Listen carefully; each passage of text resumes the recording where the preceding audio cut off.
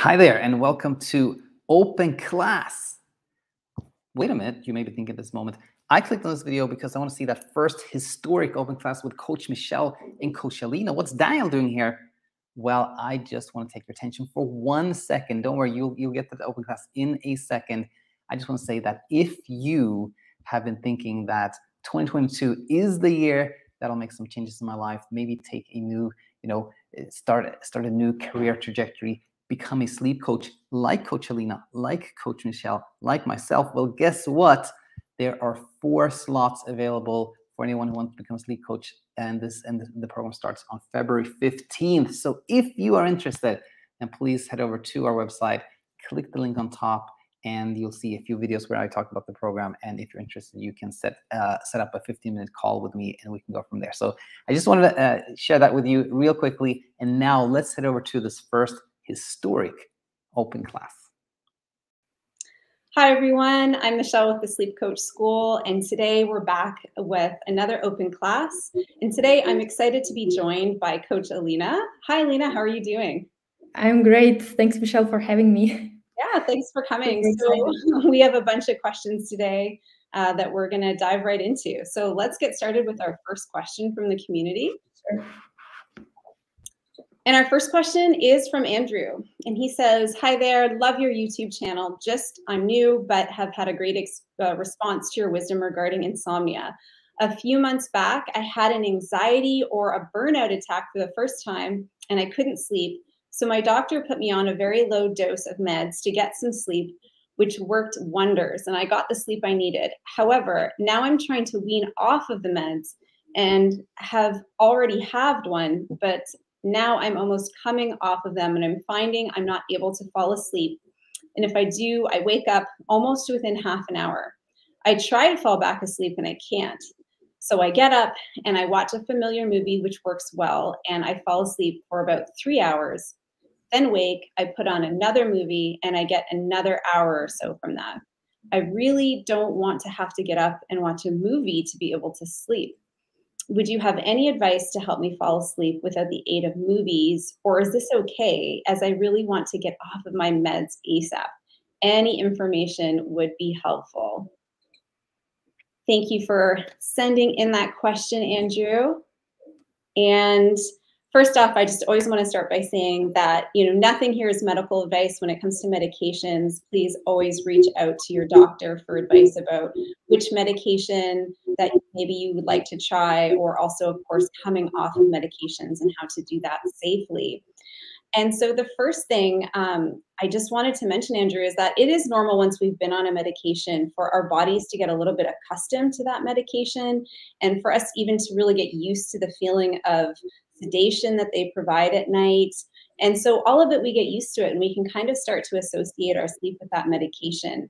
So I just wanted to mention that, when we start to go off medications, it's really normal to see a bit of a difference in our sleep at first, again, because we're doing something that represents change, and our bodies have become a little bit accustomed to something. So completely normal that you would be experiencing something like this. And one thing I noticed in your question was at the end when you said, I really want to get off of this medication like ASAP. And there seems to be this sense of like urgency around needing to get off of the medication. And so I always like to kind of point that out and challenge that a little bit, since I think so many of us feel this negativity or this shame around being on medications. And the moment we get on a medication, we feel like we need to immediately get off as quickly as possible. And of course, that just adds so much pressure to that whole experience. And part of it is that there can still be some stigma that we have around being on medications that really should not be.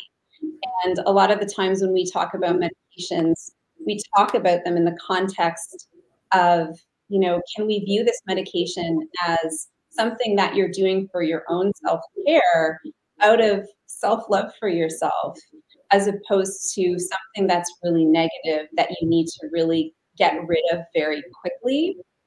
And when we start to shift our mindset around medications, find that that is the first helpful point, because it reduces so much of that inner conflict, of that pressure and that stress that we put on ourselves around either being on a medication or needing to get off really quickly. So once we can remove that inner conflict, then it becomes a lot easier to, in your case, to start to taper off of the medication. And so I just mostly wanted to encourage you to make sure you're working with your doctor to do that. And feel free to go really slow, as opposed to feeling that pressure to do something quickly. I would encourage you to actually slow down as much as possible. And since that usually makes this process easier overall. So with that, I want to pause and pass it over to Coach Alina and what do you think about Andrew's question? Sure. I mean, you said it so well, and I really like this part where you said about this kind of pressure and internal conflict, because most of the time, the whole like point where we feel like stuck and we feel like desperate is when we put a lot of pressure on ourselves, meaning that I shouldn't be taking meds, or I should be falling asleep fast without anything, or I should be able to stay asleep. So all of this kind of like should place brings a lot of pressure, making us more increasing our desire to make sleep happen. And because the law of insomnia works in a way that the more we try, the more we want to sleep, the less sleep we actually get in the end. So I completely agree with this, and I also agree with the fact that the anxiety and this kind of like a speed bump from canceling or like halving the meds. Of course, it can come from like when there is some sort of like withdrawal period after when your body used, just like Michelle said. But there is also like huge part is that anxiety, because we kind of like we willingly taking away from ourselves that safety net. Right. We make that step towards fear, and it is normal that this kind of change makes us more like vulnerable, more kind of like open. We actually feel like we have nothing to protect ourselves from. And this is kind of like a normal reaction from a healthy working brain, because our brain is all about safety, right? And the moment when we deliberately choose to go against that, and we remove all the things that our brain kind of like wants us to do, or like wants us to rely on something to sleep, it automatically reacts with fear. This is normal that like by canceling or lowering the dose, you feel that fear. And so first, I think it's really good to kind of like acknowledge that and validate this experience, because when we think it's like, oh, we shouldn't have this, like we shouldn't have that anxiety, we shouldn't have that fear, this is when that we create even more struggle with that.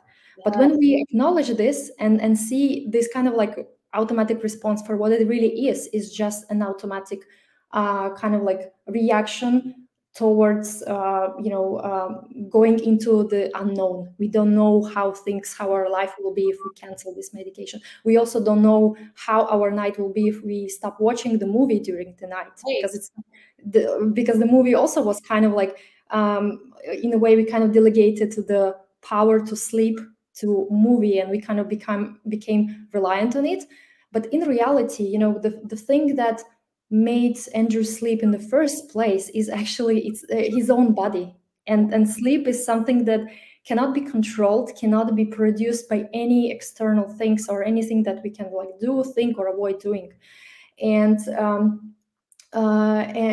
usually when we begin to see that it was not actually the movie or a pill that was doing the magic, it was that kind of idea that, okay, this, like, my sleep is being taken care of, and I just stop trying. And this kind of like absence of trying is what kind of allows sleep to happen. And that's the thing that, gradually, as you, Michelle, said, that by, slowly introducing to yourself to more kind of this, let's say, if you decide to lower your dose, also like, under, like supervision with your doctor, or decide to, like stop watching movies, or, like just see them that this is possible sleep effort, and you don't want to be reliant on that. You can approach to this with this kind of like awareness and seeing that, yes, this is normal, that once I cancel to watch this movie or lower my medication, anxiety, it is normal for anxiety kind of like to increase short term. But what we are doing actually is that we gradually learn or teach our brain that there's nothing to fear, because in reality, insomnia is a perceived threat, is not like a real threat. We are not in danger, we are safe all this time, but our brain does not see it like yet. And this is how, with this kind of like slowly kind of exposing ourselves to this kind of like changes and showing our brain that really behind what you are scared, there is literally nothing.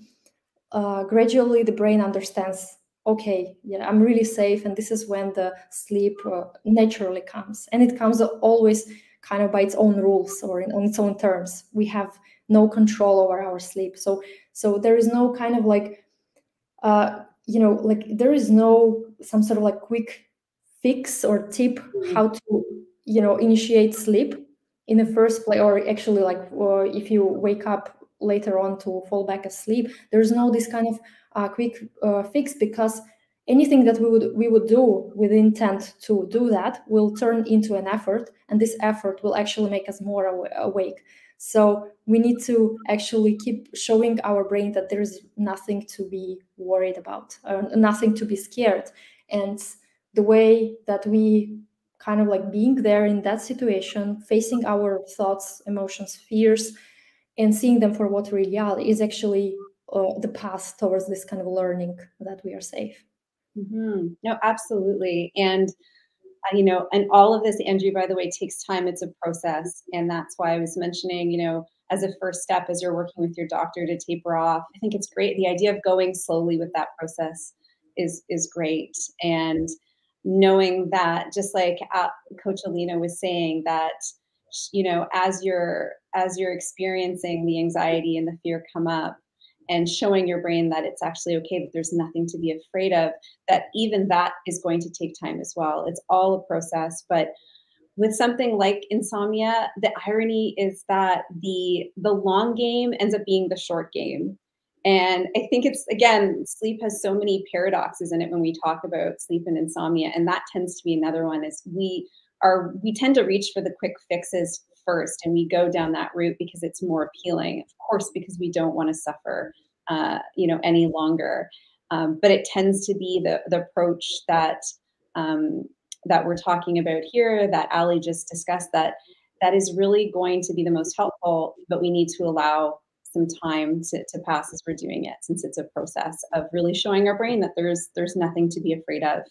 And in order to do that, we have to go through it and show our brains while it's really happening. So, right, perfect. I hope that helps, Andrew. Always feel free to leave a comment below if you have any other follow-up questions. So with that, we'll go to our next question.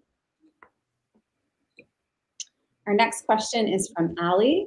I haven't been able to sleep for 2 years. Maybe sometimes I can sleep for 1, 2, or 3 hours. And some nights I can't sleep at all because I feel anxiety and depression. I have too many worries and racing thoughts and bad memories. I hope you can help me. If you could help, it would be a great honor for me and many prayers for you. Thank you, Ali from Spain. Thanks for sending in your question, Ali. I want to pass it over to you, Alina. What do you think about some of the issues that Ali is dealing with right now? Yeah, I think it's it's understandable that when we experience any sort of like suffering in a way that we are anxious or feel depressed, it can disrupt sleep in the first place, because it is normal. Let's say when we have when there is anxiety around some situation at work, on like some relationship like stuff going on and so on, and we feel anxious about it, this can definitely make us be awake at night, because we might be thinking and so on, and this process can last some time. And this is why it's like, first it's good to kind of like acknowledge that it is like sleep disruption due to like anxiety, like in other areas, that it can happen. And then the second line, like kind of like what kind of develops on top of that kind of like struggle, is that how we think about it. Yes. How we approach this sleep disturbance, which can happen to anyone. Literally any healthy person can have sleep disruption from anxiety. Now when we begin to kind of fear the sleep or losing sleep as such, this is when we set on the path of more struggle, because we begin to try a lot of things, pressure ourselves to sleep, and developing even more worries. So the basic principle, like how basic what we discussed also with Andrew's case, is that that the major kind of like the line of work here is actually facing that fear, like facing those, all our emotions and thoughts, and seeing like actually what is it there actually, can we really trust those thoughts, understanding what is happening to us when we are feeling like worried. And then Ali also mentioned that there are like some racing thoughts and bad memories that are around, and from this kind of like message I couldn't really figure out like whether those kind of like emotions and thoughts are around sleep or maybe some other areas. Mm-hmm. And there is like just slightly different approach. I mean, in the basics it's kind of the same, but what actually I found that when we face with some worries that are not related to sleep, but there's something external, let's say we are worried about, I don't know, we have anxiety about like our work, or there's something like we heard some bad news, or we are afraid that something bad might be happening, and so on. What sometimes kind of like showing our brain that we actually are going to take care of this problem, because when there is a problem, our brain naturally wants us to solve it. So it will always like come up with this kind of like excessive like like racing thoughts and like this like sticky emotions.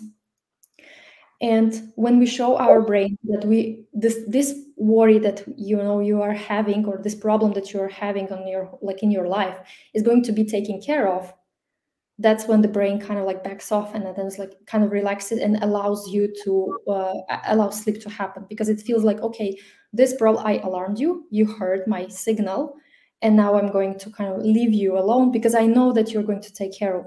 And this is when I stumbled like a long time before I was in the middle of my journey.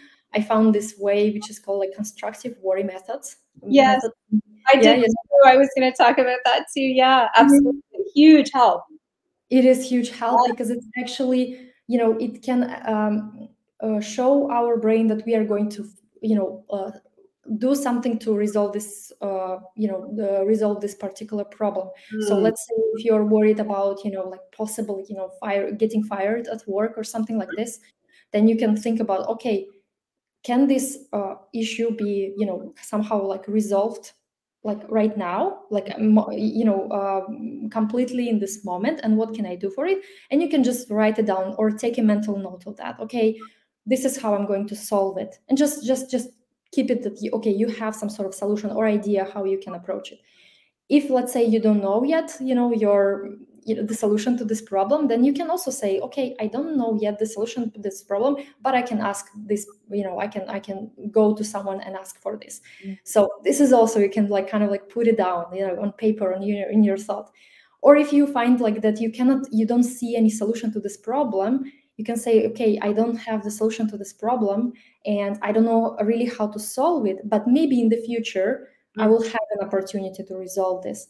So in a way, you kind of work with this this kind of anxiety or obsessive thoughts about something else, non-related to sleep, in this way that you kind of like make sure that you kind of heard those worries, and then you say like, okay, I'm going to take care of it. And the brain, what it does actually to our brains, it comes down, because the reason why it sends you all those like fears and thoughts in the first place, because it wants you to act on it, try to help you resolve it, and you basically give the brain what it wants without you kind of like continuing this rumination and like the whole struggle. So this is one thing, and I find it really helpful for things that are not related to sleep, because some areas of our life can have a solution. Like we have some problem, we can find a solution. But with sleep, it's a totally different story, because sleep, you know, it's beyond our control, and anything that we will do with this kind of like intention to solve it will actually make us more awake. So we cannot really approach it with this kind of like problem-solving mindset, because problem-solving is the problem in the first place, why we have insomnia. And this is why, you know, when it comes to if the you know, the racing thoughts and bad memories, what Ali is referring to, are actually around sleep and the fear of losing sleep or possible consequences of, you know, having like less sleep, this is usually you know, approached first of all by not trying to get rid of them or reject them, or you know, like trying to prevent them, but more like seeing them for what they really are, understanding that these thoughts is just a part of that automatic problem-solving mechanism that our brain just tries to make you act, and reminding ourselves that, you know, we are still safe, because, you know, insomnia is based on a perceived threat, not a real threat, and that sleep is still ours. We cannot lose our ability to sleep. We cannot really unlearn it or forget how to sleep. And the only thing is that our brain does not see this yet. So by actually, you know, like facing our, you know, thoughts and worries, and actually trying to see what is it actually saying. Like, can we actually trust to this, to those thoughts, and without any like kind of like judgment or trying to get rid of them. This actually helps us to kind of like be at peace. And this kind of peace is something that allows, basically does nothing else stands in the way of sleep. And this is why I usually try to kind of like reframe the whole idea of anxiety as something like bad, something that should be avoided, because in reality, anxiety is a tool, right? It's like a tool that how our brain is trying to, you know, keep us safe, helps us to solve problems, and we need this kind of tool in our life. I think if we wouldn't have that, if we could control it at will, we would not live long, actually, because we would miss a lot of actual dangers in life, right?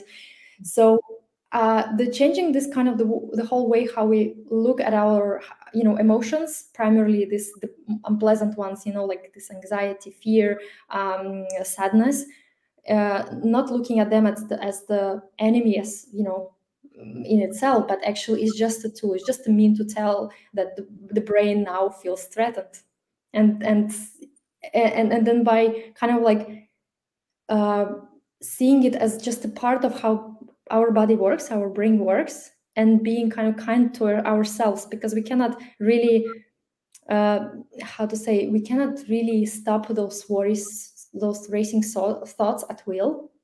We reduce a lot of pressure, and that's the pressure that is actually preventing sleep from happening.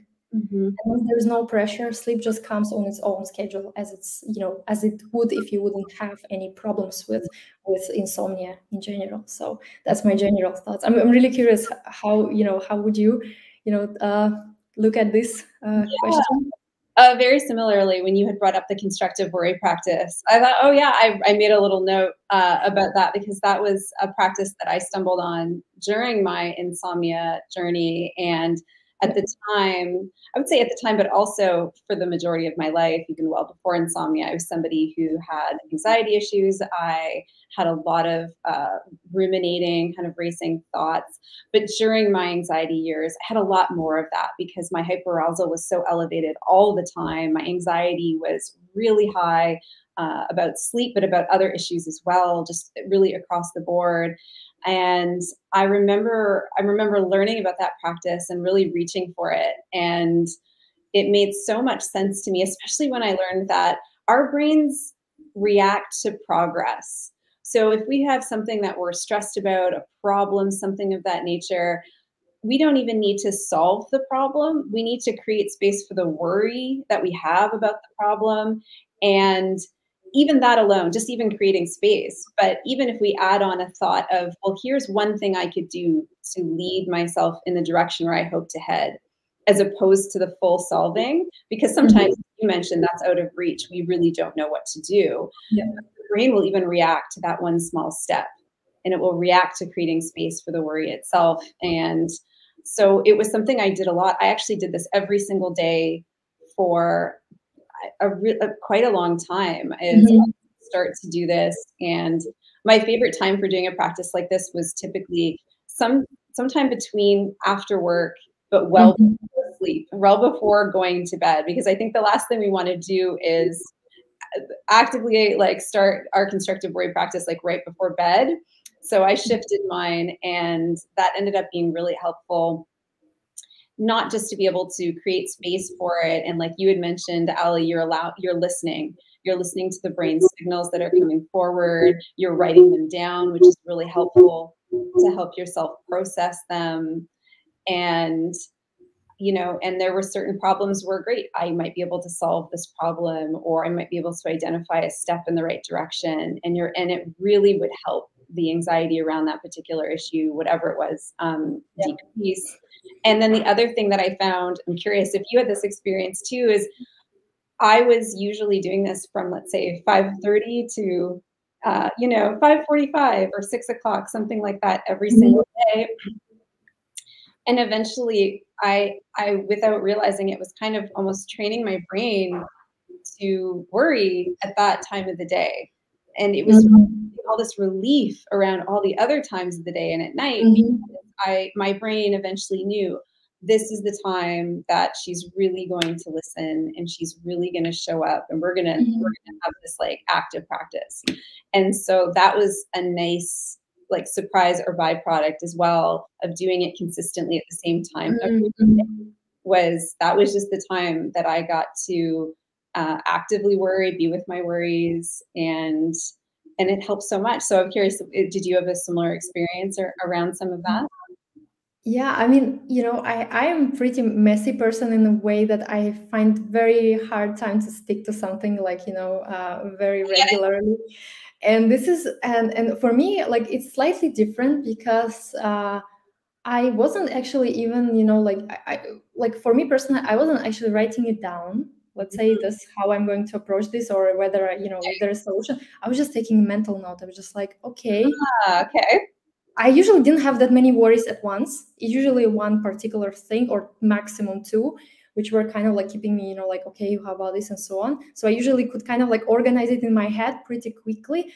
And I was using this whenever I needed it, when I really felt like, because sometimes it, you know, this kind of like approach gave me clarity, or, you know, this kind of peace for a longer time. So I during the day, oftentimes I didn't even felt the need to do that on purpose. So I was just like, yeah, if it doesn't come naturally, then like I don't really want to kind of pressure myself.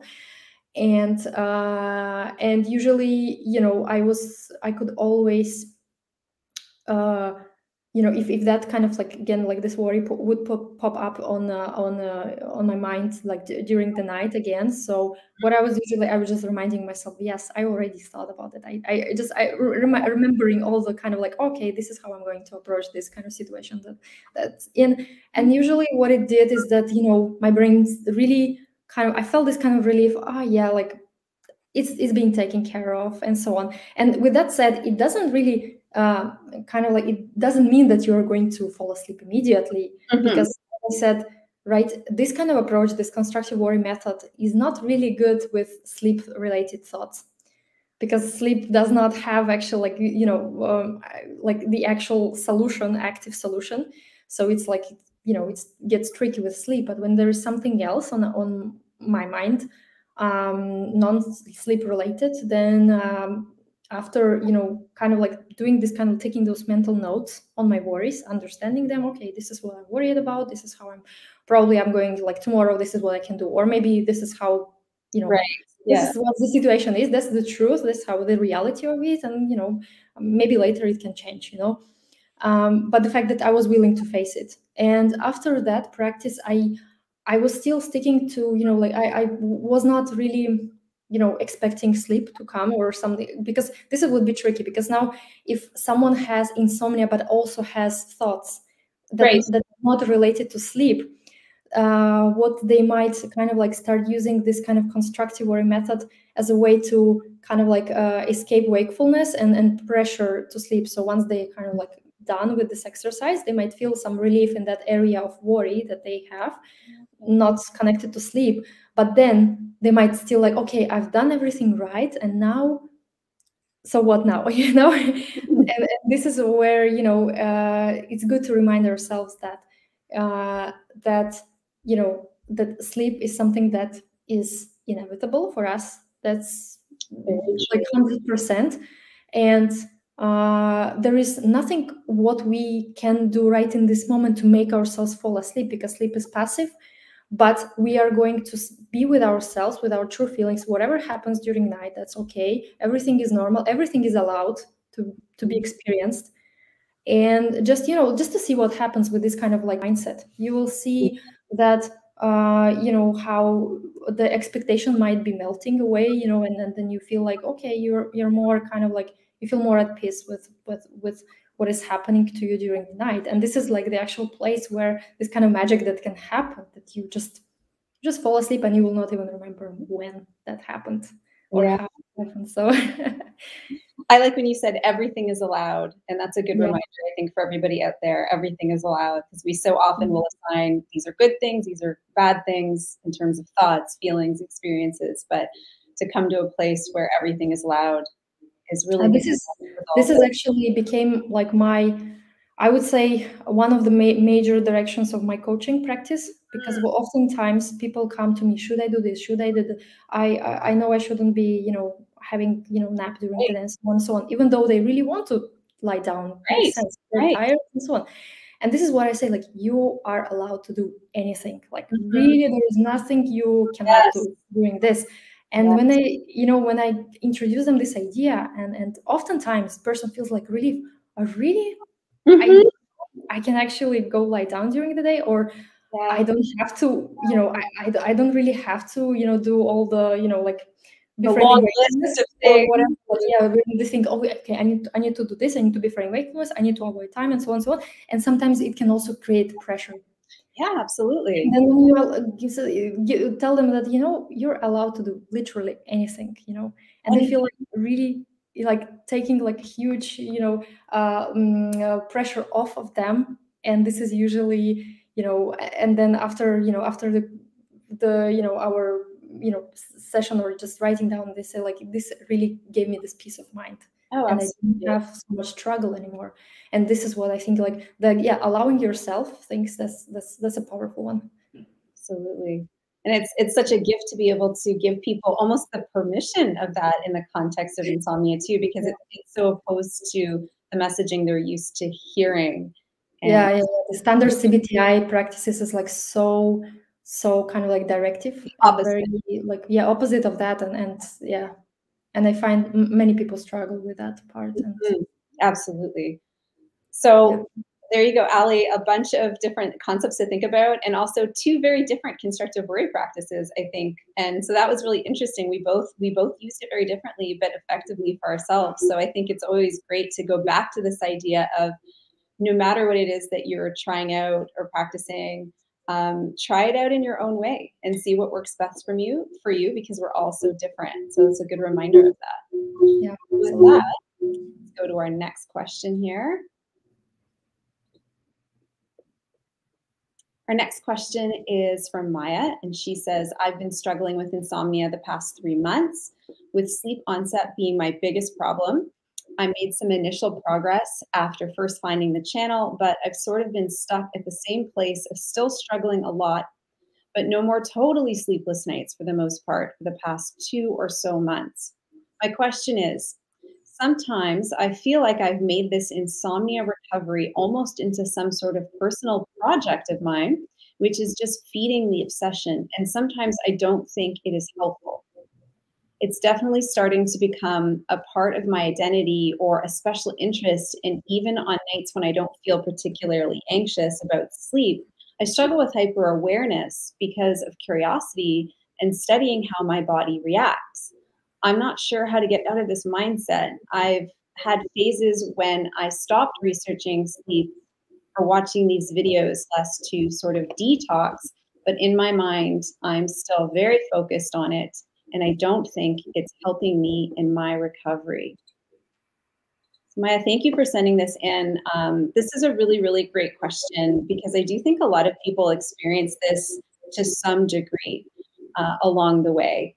And, what can happen is, for so many of us dealing with insomnia, especially those of us who have dealt with it for prolonged periods of time, is we can stumble on education and information that finally resonates, and we can kind of really dive in. And there's nothing wrong with that. I did that myself. I really, really dove in. The moment I discovered Daniel's channel, I immediately bought 2 of his books, and I really devoted a lot of myself to learning. And, again, nothing wrong with that. And I think the key part about this is checking in with yourself to see how it feels if you're doing that, if you're really spending a lot of time researching or a lot of time learning. Because as long as it feels positive. In my case, I remember it felt exciting. I was really stumbling on something new. And after so many years of struggle, it was a relief to be learning a lot. And so I chose to really consume a lot very quickly. But I do notice with several people that it can also be a bit anxiety provoking or a little bit triggering to spend a lot of time, learning or thinking about the sleep, even, during that recovery phase. So I think it is about striking that balance. So the first thing is, it's really great that you notice this in yourself and have this level of awareness. And I think, it's great you mentioned doing a bit of a detox where you were stepping away. I think that's the right call. It's sometimes allowing yourself to step away during your recovery and really think about other things and do other things, and really use your own intuition as the key in terms of how much you need and how much you need to step away at the same time. I think part of recovering from insomnia is also beginning to reconnect with our values. And what is it that's important to us? What kind of person do we want to be for ourselves, for our family, for our friends, at work? All of these things. Start to really think about that again, and start to reconnect and re-engage with our lives, but specifically, I think, with joy and meaning, the things in our lives that really, really provide us with meaning, because so often we've left so much of that behind. And so that would be my first step.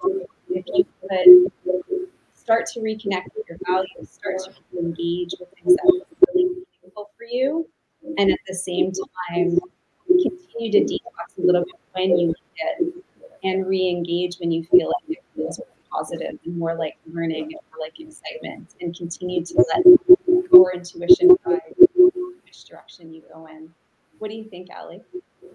I completely agree, and just maybe some minor things that I would add. First of all, I could really relate to Maya's general tendency with sleep, because my major struggle was this onset of sleep. That was my kind of it was my barrier. If I couldn't fall asleep in the first place, then I could completely go whole night without this. Yeah. And this thing was happening for me even when I was well advanced on my journey, which was even more frustrating, because I was thinking, oh my God, I learned so much and I still struggle with this, So I just wanted to say to Maja that I really relate with you, and it's I know this is one of the trickiest, but at the same time, it doesn't really matter for other people who have let's say they don't have that much trouble with falling asleep, but waking up during the night is also kind of it has the same source. So basically, once you address the source, the whole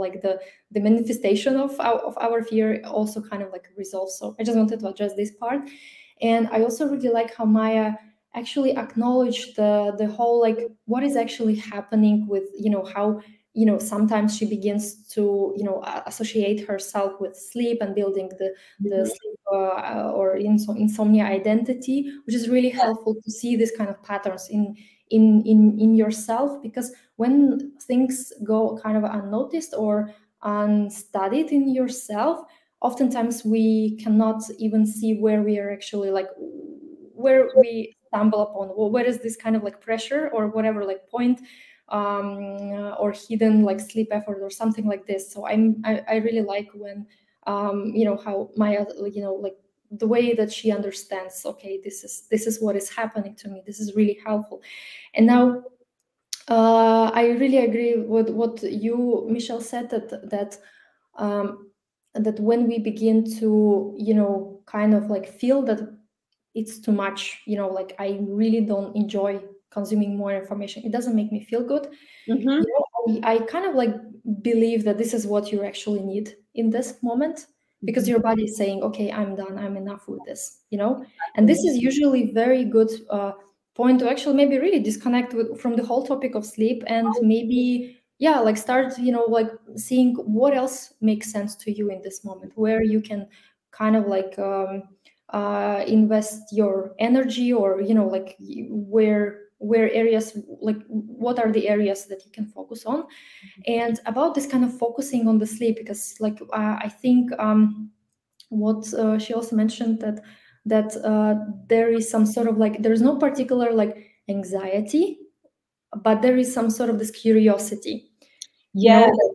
And this is so normal, because like hyperarousal can have so many forms that sometimes it's something very physical. Let's say we are we're like, someone can have like heart palpitations, or like they go frequently to bathroom or something like this. Sometimes it could be particular like thinking patterns, or it could be this different emotions, and it's not always anxiety that it takes, that's actually the problem, but sometimes feeling this kind of like increased interest, or it's like, why is it happening, and so on. And also you become like, exactly as Maja said, like curious about this situation. And first I want to say that this, like, let's normalize this situation, because it's really normal that at some point our hyperarousal took form of curiosity.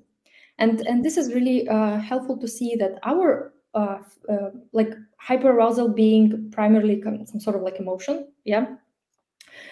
and as any emotion, it is very flexible. It is very kind of like fluid. It's always changing. That means that when we have some sort of one kind of a way how hyperarousal manifests itself, it does not necessarily mean that it will stay like this forever.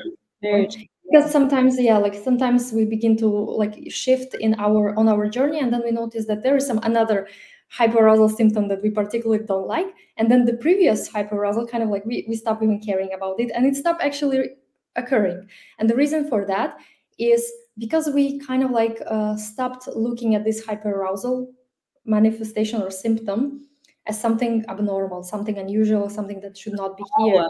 Yes, exactly. And that's the thing, like that's why I want to, I usually like this like approach of this normalizing. This is really normal, that when your brain feels like there is some potential threat, it will unintentionally will make you pay attention to this more. And currently in this situation, you have the form that it took is curiosity. Now we can, of course, like what most of the people actually would do is that they will start fighting with this. I should not be so curious. I should stop thinking about it. I should not focus on it. And we'll start intentionally trying to how to say, like shift their focus on something else. But this will be very forced, and usually ends up with them paying even more attention to sleep. So I would say, like, really like accepting that this can happen and this is normal is one kind of like the first like step towards actually setting yourself free from that experience. And then the second thing is that it's kind of like reminding yourself that that no matter how much hyperarousal you might have and so on, sleep is still your thing. It's still your body still knows how to sleep. It's still beyond our control. No one can fall asleep, but yet it will come like inevitably. And this is something that we can like kind of like acknowledge that. Not necessarily, we don't need to make our brain to believe it on purpose and so on, but we can just kind of accept our emotions. Okay, my brain does not really want to, like release that topic, but that's okay too. I can live with that as well, because in reality, the sleep might surprise you. You might be super anxious and you might sleep. You can be super calm and like peaceful and so on, and sleep might not come. So there is no really like there is no really a connection between those, like the way how you feel or think about sleep and the actual sleep part, because the sleep part is beyond our control. So I don't know if that makes sense, but just something that I just wanted to contribute to that discussion. Yeah, no, absolutely. I love that. So true. And Maja, if you have any further like follow-up questions, please write them below, and Ali and I will comment on those as well. So let's go to our final question. Our final question is from Pat. He says, just a quick question. I've gotten over insomnia, but I find it hard to remember how much I slept or even if I slept, though I'm pretty sure I did. I'm not tracking my sleep, but it's an odd feeling. Is this normal after a bout of chronic insomnia? Have you heard of others experiencing this? I can't remember falling asleep either. Thanks. So thank you for sending in that question. Ali, is this something that you experienced during your journey as well? Absolutely, yes. And first I want to say, I want to kind of like address one of the last sentences that I noticed that one too. Right? Is that no one remembers the moment when we fall asleep. It's normal. This is actually, if anyone who is listening to like us right now, if you try to remember, actually, even if, like even before insomnia, or if you already passed this struggle, like just remember, can you actually remember or be aware of that moment when you fall asleep? We cannot. So we can. It's kind of normal that we don't really remember when we fall asleep, and the same thing is actually kind of valid for this feeling of calmness, or like when we stop being anxious. We don't remember. We are not aware of actual moment when this kind of like switch, when we come from this super anxious phase or like mode to this kind of peace. Usually it's more like we are anxious and then like something happens in between, and then we are aware, oh wait, I'm actually calm right now. So this kind of transition moments, this is tricky, because like when you begin to chase that, I want to remember that moment. I really want this moment when I fall asleep, when I cross that bridge, to this to the abyss, and and this is not possible actually. Like this is really an unachievable goal, because like our brain works in a way that we cannot really fall, like, or we cannot really like spot this moment when we fall asleep. So and you could probably like also relate to this. always during my insomnia, if I can just figure out the moment, and then after that moment, like work backwards, it's just exactly. So, I mean, I think it's a kind of like good to remind ourselves that this is like really an achievable goal, to remember that. But another thing is that like that having like already feeling like so like such an improvement, and feel in terms of like feeling better, sleeping better, and yet like sleep doesn't feel like sleep, or we cannot really figure out whether did I sleep or I think I slept, but it doesn't feel like sleep. My body is not this kind of like, you don't have this groggy feeling and so on. And I experienced that. And I also went down the rabbit hole trying to figure out why that is. And this is usually like when I became like also like thinking of it, oh, that's odd, that shouldn't be happening. Usually I was like going down the rabbit hole when I was just like, oh my God, this, actually the another speed bump was like, starting for me. But now I really, just like with the, our response to Maja, I think exactly like when we begin to think or view some experiences of hyperarousal, because I do think that it is possibly like, hyperarousal that kind of creates this kind of like non-tired yet like refreshed, or, like kind of basically sleep doesn't feel like sleep. That's it. Like that's how I explained like to myself. And when we begin to view it as something like, odd, undesirable, not normal, we kind of like signal to our brain, okay, solve this. Our brain jumps on the new stuff. It's always like pays attention to things that are kind of abnormal, things that stand out. Normal things are not interesting to our brain. Seriously. becomes normal, it just stops existing for our brain. It just like doesn't notice normal stuff. So this is why I think like, you know, like validate this experience, you know, in terms of, yes, this might happening. It is normal. I feel that as well on my journey. And I could totally say that I know like people with whom I talk to, they also had this similar experience. So I think that this is like a normal part of the journey. And by kind of allowing ourselves to feel that, normalizing this, Yes. we can actually eventually, this whole experience like vanishes without us even knowing that it vanished. We will not even notice how it vanished. Yes. Because it's like such a smooth transition. Yeah, so I hope that it made sense, but yeah, I agree completely. The issue is in thinking that there's something wrong. And if there's nothing wrong and it's just part of the whole process and part of recovering from insomnia, then it's okay. And even if we can feel like it's a little bit different, it can still be very, very safe, very normal, and nothing to be concerned about. And I think it's also very normal to still be in that phase of wanting to kind of track or being attracted to like monitoring our sleep and monitoring our body, all of that. Part of that is also just habitual, right? Especially if we've been in insomnia for a long time, we have the habit of being quite hypervigilant when it comes to monitoring our sleep, monitoring our body, monitoring our symptoms, like all of it. And so I think a part of it is just, well, knowing that that's normal, that it's also just habitual, and that we can start to notice that and almost smile at it a little bit and see if we can let that go slowly, bit by bit, as part of our recovery, almost as a practice, and giving that time too, because all of it does take time. But absolutely, I agree. The biggest part is just knowing that it's normal, it's okay, and it's to be expected as part of the process. And the more you can accept that, and the more you can reshift focus into those areas of your life that are going to bring you meaning and fill you up, the more I think it helps as we start to take focus away from that space, or monitoring our bodies and monitoring our sleep and, you know, how it feels and all of that. So I agree. It's all about normalizing at this point. Absolutely. And I experienced that as well too, just like Ali has. I experienced that several times.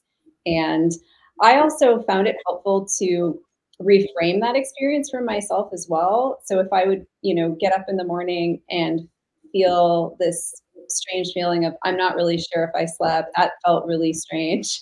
I would always tell myself, if I'm not sure, it means I probably slept. And so I would count it as a win. Anytime I wasn't sure, if I'm not sure, I was sleeping. And, you know, if I had a ton of vivid dreams, great, that means I was sleeping. And so just kind of reframing some of this is not even just like normal, like, yes, normal, but also as like a positive as well, kind of help me celebrate those little moments as a win, as opposed to allowing them to feel strange or unsafe. Yeah, I really like that you mentioned this. It's also sometimes, yeah, like in the moments of this kind of uncertainty, was it good or was it not? I think like always shifting like towards this direction. Yes, it was good. Why not? Like, yeah, why not? Exactly. Why not? We'll never know for sure, right? Exactly, right? For sure. So what is the more helpful belief in that case? And I think it's always like, let's just assume that some sleep happens. If it comes naturally, this kind of assumption that is like, yeah, probably I slept, that's okay. Yeah, you know, exactly. Why not to reframe it this way? It's exactly like this. Yeah, exactly. It feels so much better, and it's probably true. So yeah, I'll go with that. So great. That's it for today, everyone. So thanks. Always feel free to send in your questions. We love getting them. I want to thank Coach Alina for joining me today for this open class. Thanks for inviting me. Keep inviting you back, keep pulling you back in. Amazing. And thanks so much, everyone. So we'll see you next time. Bye.